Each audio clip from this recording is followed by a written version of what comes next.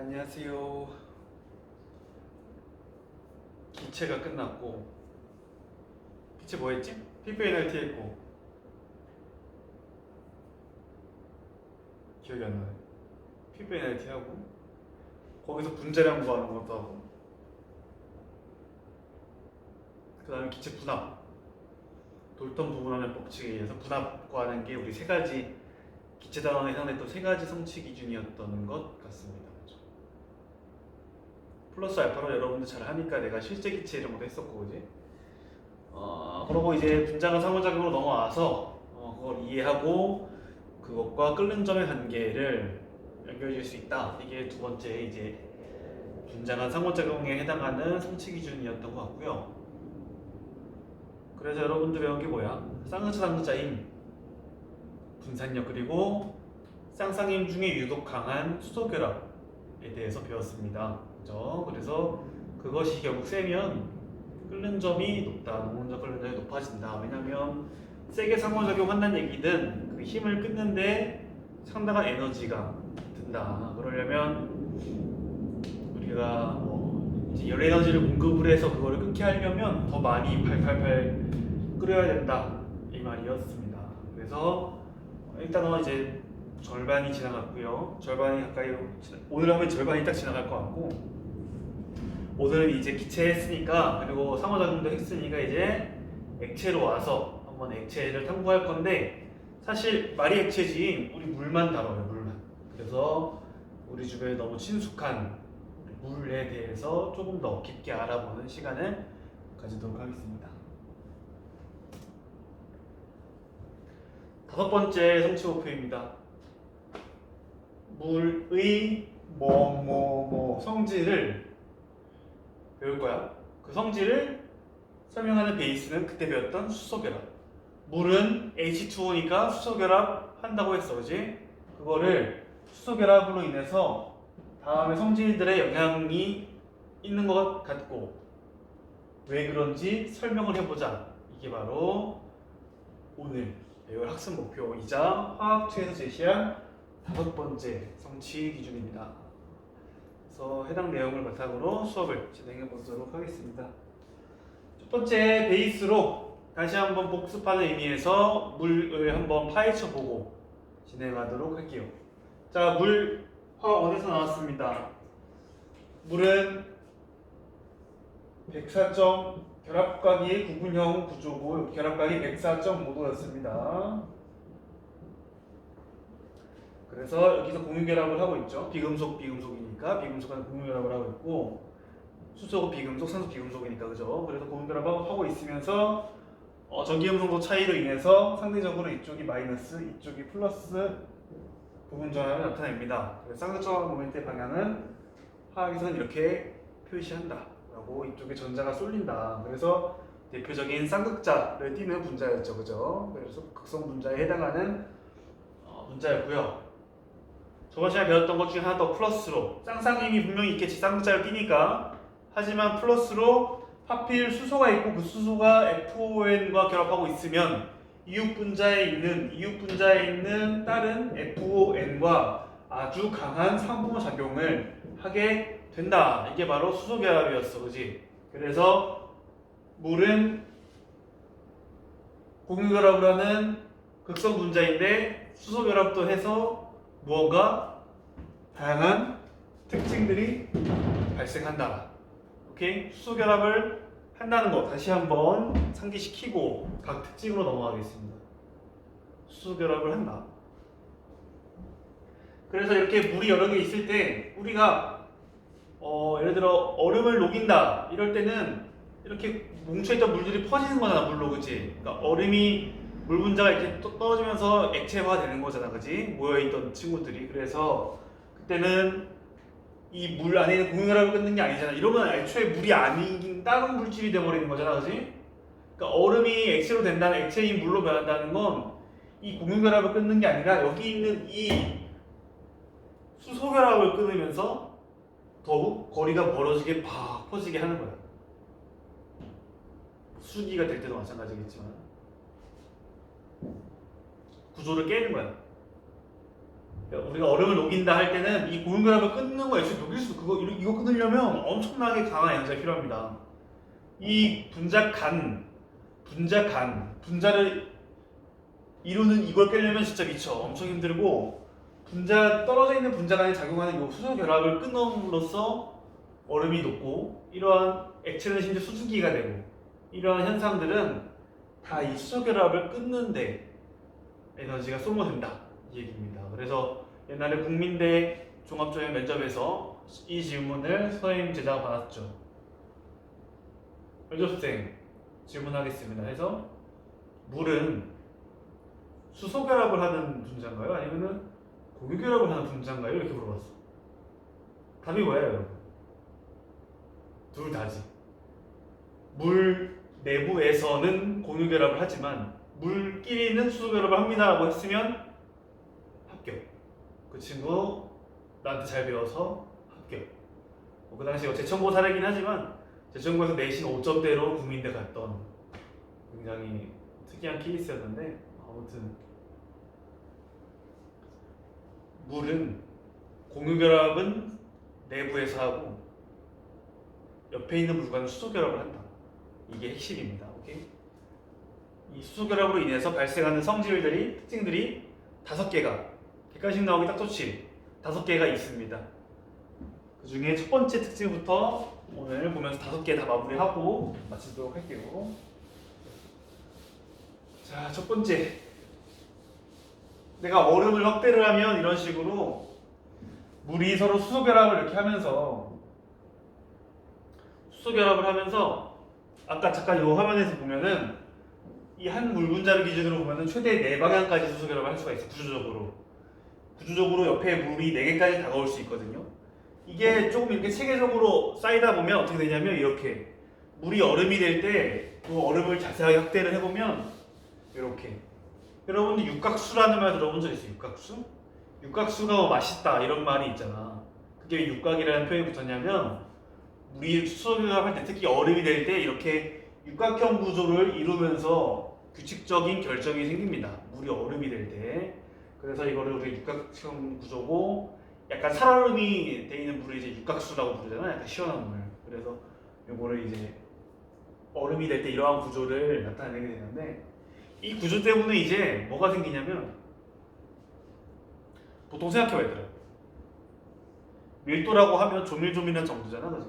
당연히 기체는 가장 꼴찌겠어. 왜냐하면 기체는 널리 퍼져 있으니까 같은 질량에 비교하면 당연히 부피가 엄청 크잖아, 그지? 그러니까 밀도가 제일 작을 것이고 우리가 일반적으로 생각했을 때 고체가 제일 뭉쳐 있고 액체 그 다음, 기체 그 다음이니까 밀도는 역순으로 고체 제일 큰 거고.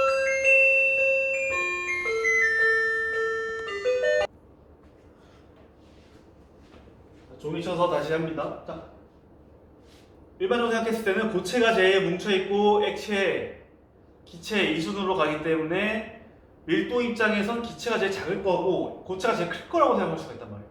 근데 물은 그렇지 않다. 물만 그렇지 않다. 다른 친구들은 보통 그런데 물이 기가 막히게도 아까 뭐라 그랬어?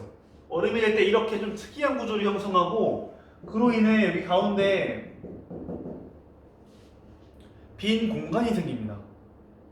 그러니까 물은 오히려 고체일 때 부피가 더 커.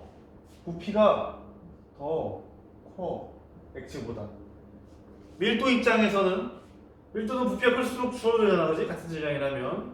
그래서 물의 밀도는 오히려 액체가 고체보다 더 크다. 그래서 무슨 현상이 일어나? 우리 얼음물 주세요 하면 이상하게 얼음이 물 위에 떠 있지, 그지?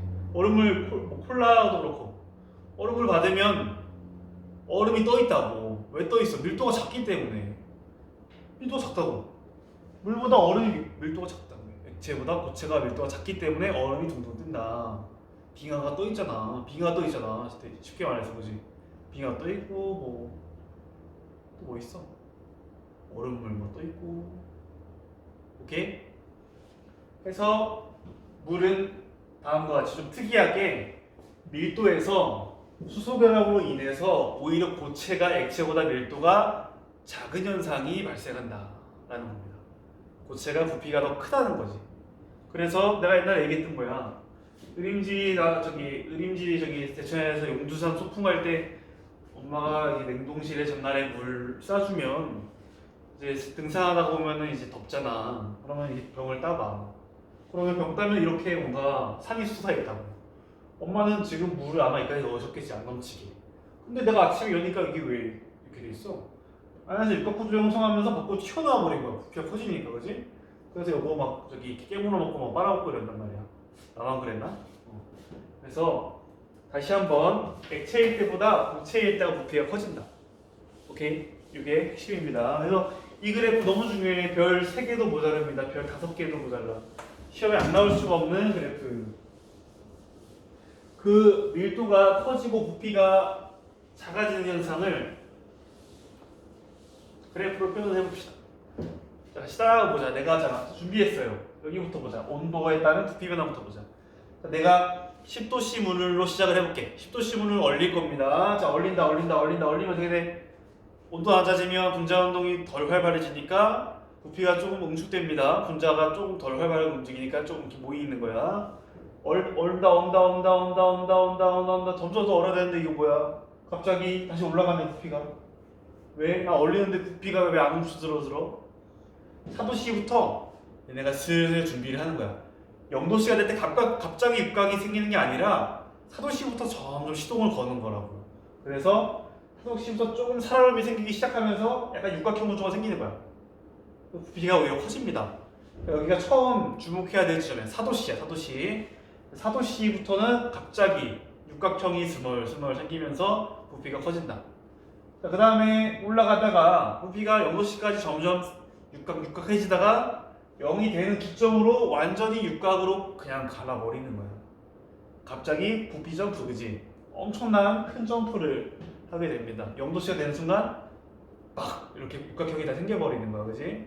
그 다음부터는 어떻게 돼? 그 다음부터는 이제 또 온도 내리면 점점 응축되는 거야. 아, 추워 이러면서 온도를 활발 못하니까, 그지? 네 가지 구간이다. 어떻게 보면 네 가지 구간. 봐봐. 부피가 줄어들다가 육각 하다가 변신. 다시 아 추워. 오케이? 야, 부피가 이렇게 가면은 밀도는 부피랑 반대일 거 아니야, 그지? 그러면은 봐봐. 부피가 줄어드니까 밀도는 커집니다. 부피가 커지니까 밀도는 작아집니다.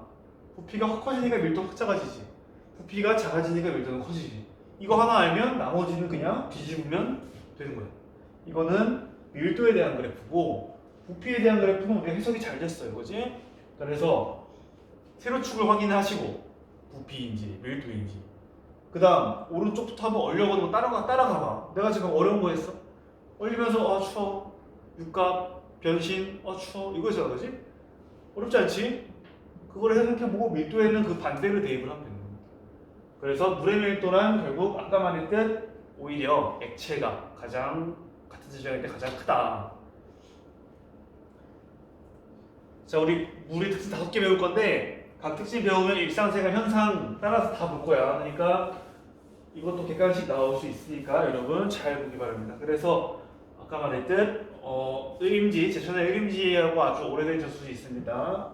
의림지가 겨울에 비거 축제도 하고 그 얘기는 뭐냐면 의림지 표면이 얼어있고 물속 안에는 물이 이렇게 고기들이 헤엄쳐 다닌다는 거예요. 죽지 않고 얼지 않고. 그 얘기는 뭐야? 얼음이 밀도가 더 작아서 얼음이 얼마나 위로 뜨니까, 그지? 표면부터 어는 거야, 오히려. 오케이? 그래서 의림지가 표면부터 어는 이유는 다음과 같이 물의 밀도 차이 때문에 얼음이 오히려 물 위로 뜨기 때문에 발생했던. 그래서 우리가 추운 겨울에도 물고기들이 안전하게 살아있을 수 있는 그러한 기반을 제공을 했죠. 두 번째, 아파트 사는데 겨울날 맨날 뭐라고 해? 딩동댕 한 다음에 1층 좀 문 좀 닫아주세요. 뭐 복도문 열지 마세요. 왜? 겨울날 수도관이 열면 터져. 왜? 아니 근데 물이 뭔가 터지게 하는 건데요? 왜? 얼음이 될 때 부피가 커지니까 수도관을 막 깨버리는 거 아니야, 그렇지? 두 가지 현상. 심지어 바위 틈에 있는 물이 얼면서 바위를 쪼개기도 합니다. 그만큼 부피 변화가 발생함으로 인해서 여러 현상이 일어납니다. 실생활에서. 그래서 물의 밀도와 수소 결합의 연계 다음과 같이 살펴봤고요. 이해됐지, 그지? 아까 그래프가 중요하다고 했어. 두 번째, 세 번째 좀 쉬우니까 빨리 넘어갈게. 두 번째, 비열이야. 물의 비열. 연료량도 배웠지. 연료량이 뭐냐면 그냥 거기다 질량 곱하면 돼. 비열에다가. 그러니까 지금 이런 5가지 물질의 비열이 이렇게 있는데 그냥 연료량이라고 하면 다 그냥 1g이라고 해봐 그냥. 다 1 곱하면 그게 연료량이 되는 거야. 그러니까 비열은 1g을 올리는데 필요한 연량이고 연료량은 그래서 몇 g이 있냐를 같이 곱해주는 값이야 쉽게 말해서. 그러니까 1g이라고 고정을 만약 했다면 비열이나 결국 연료량이랑 같은 얘기입니다. 그래서 원래는 이게 물의 비열로 나왔는데 이게 교육과정 바뀌면서 연료량이 바뀌었더라고. 근데 어렵게 생각하지 말고 똑같은 얘기야. 내가 질량만 똑같이 맞춰주면 결국에 비열을 의미하는 거다. 자, 물의 비열이 유독 커. 자, 에탄올도 특히 커. 물과 에탄올만 크고 나머지 친구들 1도씩 가열하려면 금방금방 올려. 철, 야 이거 철 뭐야 저기 뭐야. 밖에 놀러 가가지고 고기 꺼먹다가 철판 잡고 아 뜨거 이러잖아. 그만큼 철은 온도가 금방 올라가요. 그지? 하지만 물과 에탄올은 그렇지 않다. 왜? 수소결합을 하는. 에탄올도 배경지식으로 알면 좋겠지만 OH가 있습니다. 그래서 수소결합을 하고 에탄올이니까 C2H5OH겠다. 그래서 OH기가 있어서 수소결합하고 물도 수소결합하니까 1도씨 올릴 때 한참 가열해줘야 된다. 왜냐면 너무 끈끈하게 붙어 있으니까 얘네를 운동시켜서 이렇게 온도를 올리려면 팔팔팔 끓여야 된다. 유독 높은 이유 수소결합 때문입니다. 자, 연료량이 크다, 비열이 크므로 인해서 나타나는 현상, 이게 정말 중요하지. 우리 지구의 온도가 비교적 일정하게 유지되는 거. 왜? 거의 지구 표면적의 70% 이상이 다 해수면으로 덮여 있잖아요, 그죠? 그래서 지구의 온도 유지 및 인체도, 사람도 열이 아무리 많이 올라가봤자 심지어 37.5도만 돼도 고열로 막 보잖아, 그지? 1도만 올라가도 평균 온도에서, 그지? 그래서 체온 유지가 상대적으로 잘 된다. 왜냐하면 물은 우리 몸이 물로 이루어져 있고 물은 1도로 올리는데 굉장히 많은 열량이 필요하기 때문에 쉽게 항상성이 유지가 된다. 체온 유지가 된다, 그지? 그래서 정말 가벼워 보이지만 이게 없으면 아예 인류가 뭐야? 애초에 생명체가 아마 지구에 나타나지 못했지 않았나 싶습니다. 너무 춥고 너무 덥고 이러니까, 그지? 두 번째, 해안 지역. 해안 지역은 물로 많이 둘러싸여 있다 보니까 온도 변화가 상대적으로 적다. 비열이 크면은 온도 변화시키는데 많은 에너지가 들기 때문에 그에 따라서 온도 변화가 상대적으로 적다. 그래서 비열이 크기 때문에, 물이 비열이 크기 때문에 해안 지역은 오히려 내륙에 비해서 온도 변화가 작다라고 합니다. 그래서 해안 지역에 내가 안 살아서 자세히 모르겠지만 그렇게 감기 걸리는 사람이 많지 않겠다, 그지? 그래서 5개를 해야 되기 때문에 급하게 갑니다. 세 번째, 너무 쉽다 이거. 또 너무 더 쉽네. 자, 물은 수소결합으로 인해 분자간 상호작용을 아주 강하게 하고 있어요. 그에 따라서 뭐야? 잘 안 녹고 잘 안 끓어. 무슨 얘기야? 멜팅 포인트, 보일링 포인트, 녹는 점, 끓는 점이 엄청나게 높다라는 거야.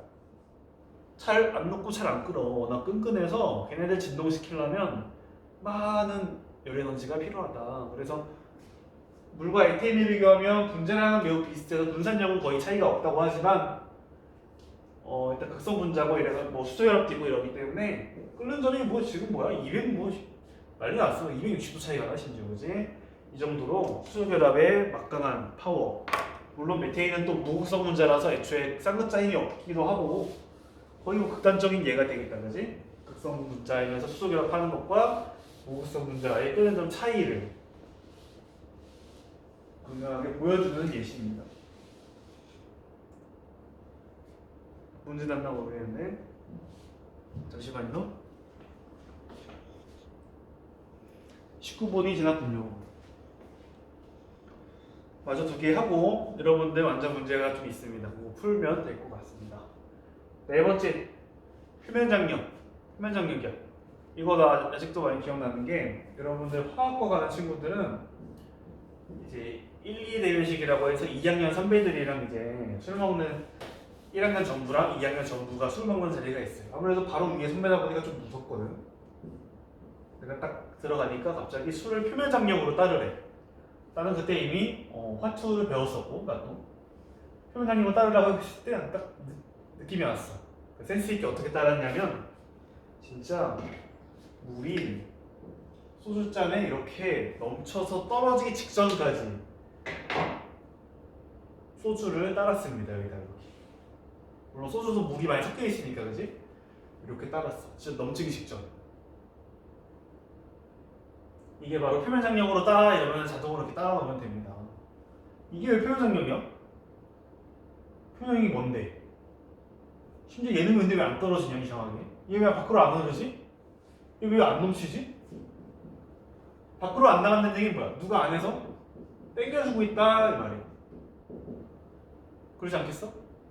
그래서 그 힘을 우리가 조금 고급스럽게 표현하면 액체의 표면적을 아주 최소화시키려는 안에서 끌면서 야 이리 와 들어와 이러면서 표면적을 최대한 이렇게 들어오면서 표면적을 최대한 이게 퍼져 있다고 말해 쉽게 말해 이렇게 안으로 끌어들이면서 표면적을 최대한 줄이는 이게 바로 표면 장력의 정의입니다. 액체 표면의 분자는 위로 힘을 받는 게 없잖아. 위에 있는 공기니까. 그치? 그래서 밑에 있는 분자들에 의해서 끌어당겨져. 그 힘이 좀 세? 수소결합인데 좀 세. 그게 엄청 세지, 그지? 그렇기 때문에 내부로 엄청나게 강한 인력이 작용합니다. 그런데 안으로 쫙 끌어들여지는 거야. 자동으로 모양이 이렇게 퍼져 있던 친구들도 안으로 쫙 끌어당겨주면은 둥그스름해지겠지, 그지? 이게 바로 표면 장력의 정의입니다. 액체 표면의 표면적을 최소화하려는 안에서 당기는 힘, 이게 바로 surface tension, 표면의 힘에 작용하는 힘, 표면 장력입니다. 이래서 다음과 같이 아침 이슬이 둥그스름한 이유가 이슬 내부에 있는 물들이 표면에 있는 물을 물 분자로 잡아당기기 때문에 그렇다는 겁니다. 그림이 잘 보이나 모르겠습니다. 퀴즈 4가지 친구가 있습니다. 표면 장력 순서대로 비교하시오. 답은 가장 동그스름한 수은이 1등, 가장 퍼져 있는 에탄올이 꼴등. 왜냐하면 표면적을 최대한 줄이지 못한 에탄올이 꼴찌인 것 같네요. 그지? 표면 장력이 셀수록 더 둥그스름해진다고 안으로 당기기 때문에. 야, 비눗물과 물은 이거 왜 차이가 날까? 똑같은 물인데 비누 들어가면 뭐 어쨌길래? 비누 들어가면 계면활성제라고 하지. 비누는 계면활성제라고 하지. 비누가 물 사이에 끼면서 방해하는 거야. 물 분자들끼리 이렇게 안으로 당기고 있던 걸 중앙에서 컷 하니까 그 힘이 상대적으로 줄어든 거지, 그지? 그래서 비누는 표면 장력을 감소시키는 물질, 계면활성제로 작용합니다.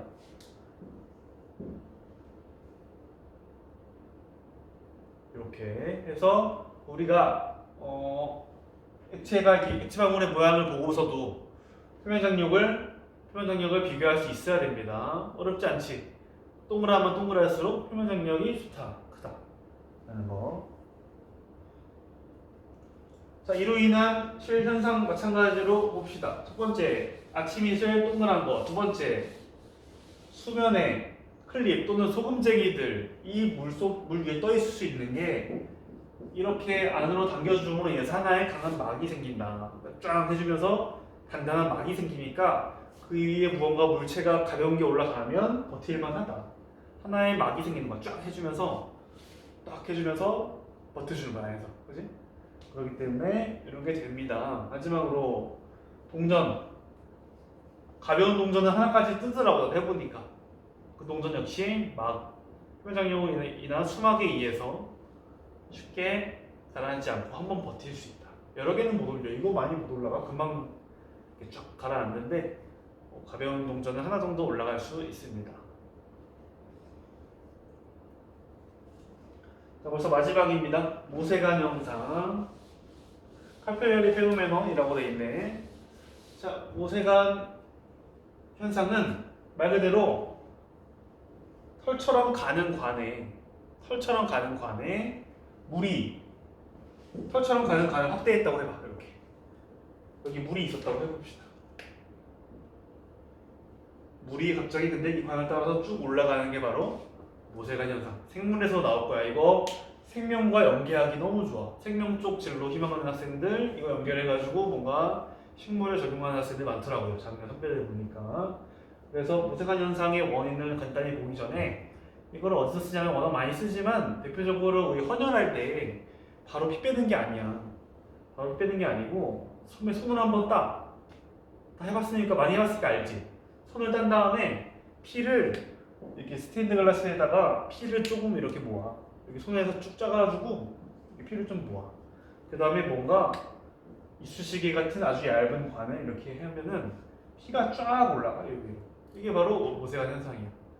이 바늘 같은 관은 어떻게 하냐면 어떤 기름 같은 우리 고기 먹고 나면 고기 그 기름 모은 것처럼 생긴 데다가 누런 액체에다가 피를 이렇게 툭 치면 이렇게 관을 턱 하면은 피가 떨어질 거 아니야, 그지?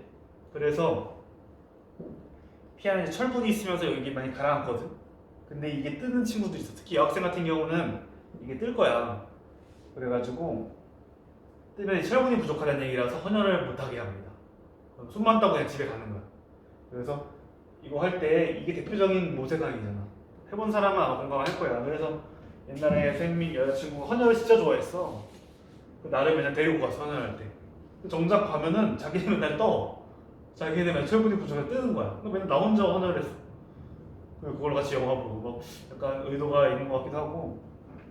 그래서 그때 내가 헌혈협회 회원이 돼가지고 지금 난 헌혈협회 회원이야. 정회원. 너무 헌혈 많이 해가지고 그때. 요즘엔 많이 안 했는데 대표적인 모세관 현상입니다. 이게 왜 일어나냐부터 보자. 왜 일어나냐? 왜 물이 갑자기 올라가나? 자, 모세관을 확대해 보면은 이렇게 물과 모세관이 만났어요. 근데 모세관 역시 물과 인력이 있는 물질이어야 돼. 극성 물질이어야 됩니다. 그래서 보통 그런 모세관은 중에 진짜 막 아크릴 이런 거는 그래서 물이 잘 안 올라가. 그러니까 모세관 재질이 좀 중요하긴 해. 아무튼 모세관이 좀 물과 인력이 좋은 재질이라면 물이 여기로 이제 끌려 올라가는 거야 조금. 왜냐면 나는 그 모세관이랑 친하거든. 끌고 올라가 양쪽이 사이드가 끌고 올라가지면 양쪽에 있는 친구들이 야 너도 올라와 이러면서 여기 바닥 쪽에 있는 물을 다시 올려주는 거야. 그러니까 무슨 군인들이 막 벽 한 명이 넘고 위에서 끌어올려주고 이러는 거 있잖아. 막 진짜 사나이 같은 데 보면은 한 명이 담장 위에 먼저 뛰어서 올라가고 담장 위에서 끌어올려줘서 나머지 군인들 올라가고 이런 식으로. 그러니까 선발대가 먼저 붙은 다음에 후발대를 끌어올려주고 선발대 다시 올라가고 후발대 올려주고 올라가고 당겨주고 올라가고 당겨주고 이러면서 막 올라가는 거야 계속. 그 힘을 분류해서 알려주면 일단 벽에 부착하는 힘을 부착력이라고 합니다. 부착력. 반면에 위에서 야 올라 너도 올라와 이렇게 해주는 게 응집력. 물끼리는 응집력. 물과 관 사이가 부착력이고 물끼리는 응집력이. 이러면서 계속 올라가는 거야. 그래서 다음과 같이 부착력이 좀 세면 일단 부착한 다음에 응집, 부착 응집하면서 쭉 올라간다. 이게 바로 모세관 현상이 되는 것입니다. 근데 아까 우리 표면장애 비교해서 물보다도 더 동그란 친구 있었지. 그게 수은이었지, 그지? 그러니까 수은 같은 경우는 응집력이 너무 세가지고 아저씨 올라가지도 않아. 심지어 그렇게 하면은 지들끼리 이제 표면장애 때문에 뭉치면서 액면은 감소해 오히려 완전 오른쪽에 있다, 그지? 그러니까 이 경우는 오히려 부착력보다 부착하기 전에 응집을 너무 해버림으로 인해서 애초에 올라가지도 못하고 응집만 하고 끝나는 케이스. 수은이 그렇게 센가 봐요, 인력이. 그래서 이런 경우에는 올라가지 못한다. 하지만 기본적으로 부착이 좀 되면 물 같은 경우는 관이 좀 손질 따라 다르겠지만 잘 붙는 관이면 위로 쭉 올라가진다. 이게 바로 모세관 현상이 되겠습니다. 예를 들어 볼게요. 첫 번째, 식물의 물관이 가늘고 길잖아, 그지? 그 관을 통해서 물이 뿌리에서부터 잎에까지 도달하는 과정이 바로 부착 응집하면서 올라가는 과정이 바로 모세관 현상이다. 그지? 생명의 연계 좋습니다. 두 번째, 종이나 수건을 확대를 해보면 이제 가는 이제 구멍이 있다고 합니다. 그래서 간 구멍이라기보다 그러니까 미세한 그런 틈 플러스 셀룰로즈 성분이 물과 부착을 잘하는 성분입니다. 그래서 그 공간과 어떤 성질로 인해서 수건이나 종이가 이제 흡습을 잘하는 거지. 그래서 모세관 현상의 대표적인 두 가지 케이스 다음과 같습니다. 오케이, 지금 5개 했어. 밀도. 또 뭐 했어? 열용량, 끓는 점, 녹는 점, 표면 장력, 모세관 현상 5개. 이렇게 해서 각각에 해당하는 문제가 나올 수도 있고요. 아니면 이렇게 통틀어서 다음과 같이 크게 낼 수도 있습니다. 자, 한번 풀어보세요, 여러분. 완자에 있는 바로 옆에 있는 4번 문제입니다. 잠깐 멈춰놓고 한번 풀어보세요. 자, 바로 해설을 해보도록 하겠습니다. 1번은 물고기들이 겨울에도 살 수 있는 이유. 표면부터 어는 이유 뭐였어? 밀도 때문이었죠, 그죠? 물의 밀도와 관련된 현상이었고요. 두 번째, 흡수된 물이 입까지 올라가는 거, 꽃에 간 현상. 마지막, 소금쟁이가 왜 떠 있어? 물이 딱 하면서 막을 만들어준다. 표면 장력이 되겠습니다. 너무 쉬운 문제고, 특히 밀도에서 그래프가 있기 때문에 제일 어렵게 나올 수가 있어요. 여러분들, 밀도랑 표면 장력 같은 경우가 문제가 좀 아니다. 보세가 현상이랑 밀도라고 해야 돼요. 그러니까 밀도는 너무 어렵게 하면 잘 나올 수 있고 나머지는 그냥 평이하게 구성할 수가 있습니다. 남은 시간 뒤에 있는 좀 어려운 문제들 한번 살펴보시고요. 이렇게 액체, 물 전반에 대한 5가지 특징을 이렇게 마치도록 하겠습니다. 고생 많았습니다.